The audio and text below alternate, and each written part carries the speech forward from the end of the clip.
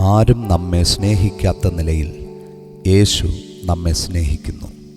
2 തെസ്സലോനിക്കർ 2:16 അതോടൊപ്പം നിത്യാശ്വാസവും നല്ല പ്രത്യാശയും കൃപയാൽ ദൈവം നമുക്ക് നൽകിയിരിക്കുന്നു.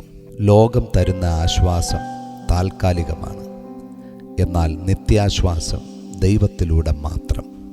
മനുഷ്യൻ ആശ്വാസം തേടുന്നിടത്ത് പലപ്പോഴും നിരാശപ്പെടേണ്ടതായി വരുന്നു.